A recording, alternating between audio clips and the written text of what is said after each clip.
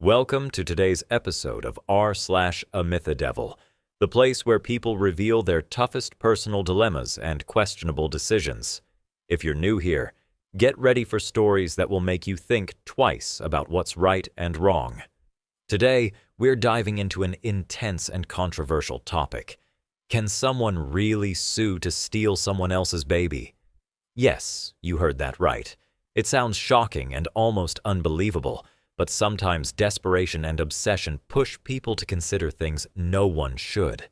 We'll be looking at a real post from Reddit, where the original poster, or OP, struggles with overwhelming emotions about a baby that isn't theirs. This story is packed with raw feelings, legal confusion, and tough questions about boundaries and family. As we unfold the layers, you'll see how blurred lines can lead to dangerous decisions. We'll keep things easy to understand but tense, so stay with us to find out how this complicated drama unfolds. By the end, you might be surprised at what people are willing to do in the name of love, or obsession.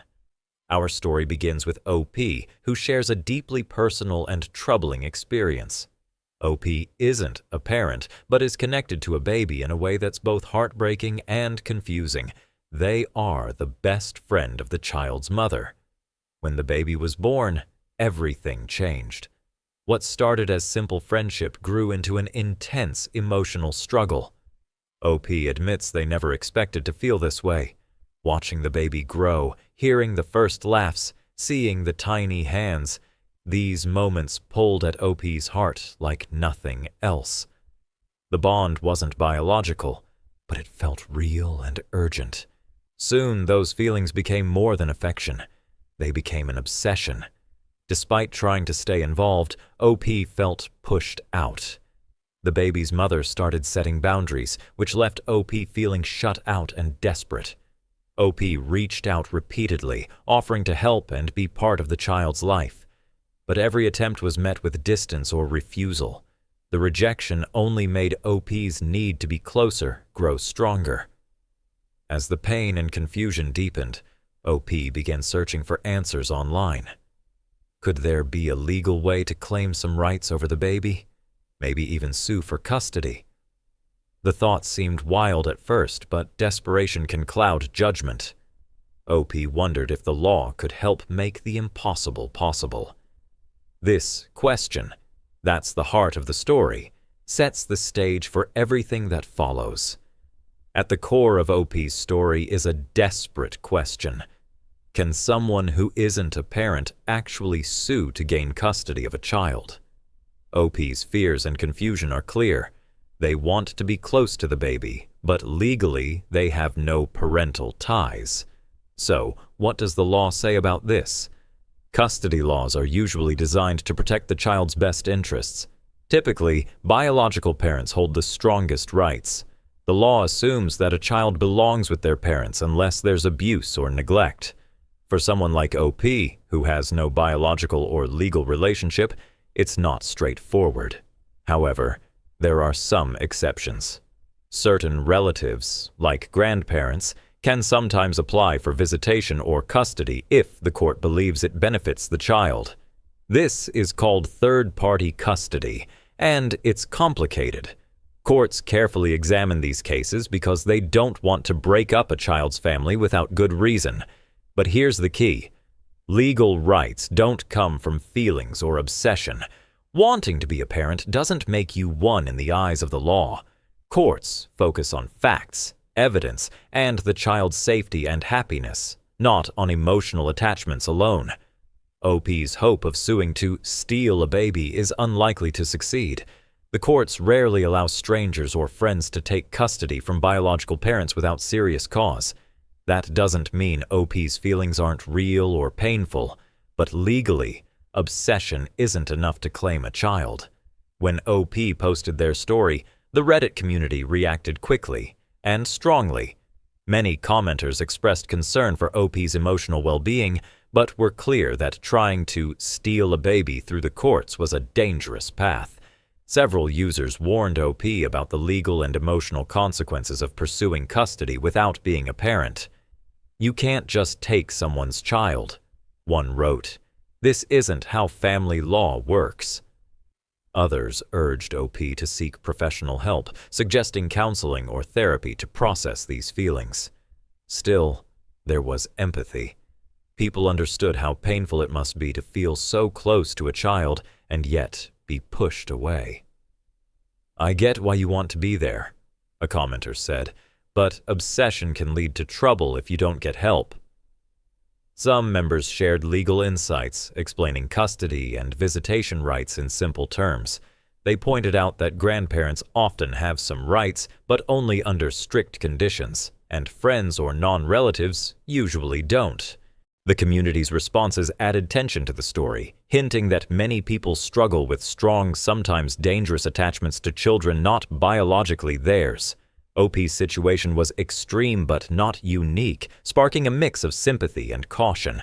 Diving deeper into the law, custody battles generally revolve around parents and what's best for the child.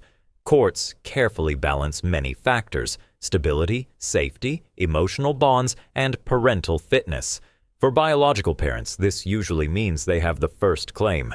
Grandparents sometimes have legal rights, but these vary widely depending on the state. Some states allow grandparents to petition for visitation or custody if a parent is unfit or if the grandparent can prove a strong, beneficial relationship with the child. Third-party custody, like friends or distant relatives, faces even higher hurdles. To win, these individuals must prove that the child's current environment is harmful or unsafe and that the change would clearly benefit the child. In most cases, courts are reluctant to remove children from their biological parents. The law respects parental rights unless there is clear evidence of neglect or abuse. For OP, superseding the biological parent's rights is nearly impossible without legal grounds. Emotional attachment or obsession isn't enough. There must be real, demonstrable harm or unfitness. This legal reality makes clear how difficult and risky it is to try to claim custody without being a parent. OP's hope might feel urgent, but the law is designed to protect the family's integrity, especially the child's. From a psychological standpoint, OP's emotional state is complex and deeply rooted in human attachment. When someone becomes obsessed with a child who isn't theirs, it often stems from unmet emotional needs, loneliness, or a desire to nurture. OP's intense feelings are understandable but can become unhealthy when they blur important boundaries. Friendships, no matter how close, have limits. A best friend's child belongs to their family, and respecting that boundary is crucial. Parental rights are not just legal. They reflect natural family roles and emotional responsibilities that outsiders can't replace. Obsessing over a child who legally belongs to someone else can lead to risky decisions, including trying to interfere with parental authority. This is why mental health support is so important for people like OP. Therapy can help manage overwhelming feelings and build healthier ways to cope. Crossing legal or moral lines in pursuit of a child can cause lasting harm to the child, the parents, and the obsessed individual. The law protects these boundaries because breaking them often leads to trauma and fractured relationships. OP's story is a cautionary tale about the dangers of obsession without boundaries. Understanding these psychological dynamics helps explain why such situations happen, but also why they must be handled carefully and respectfully. OP's experience isn't unique.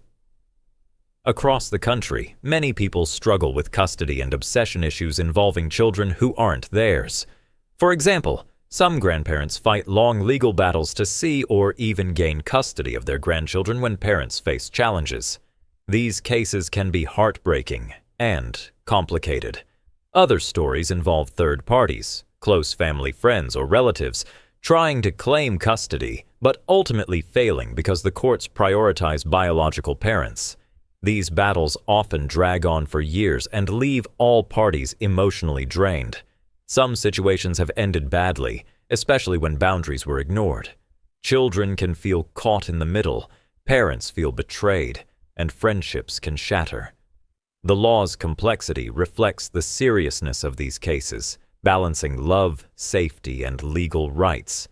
These stories show how custody is never just a legal issue, but an emotional and social one too.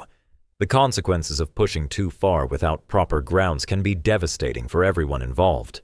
Eventually, OP begins to understand the limits of their situation and the law's role in protecting parental rights. They admit feeling scared and overwhelmed, but recognize that obsession isn't the answer.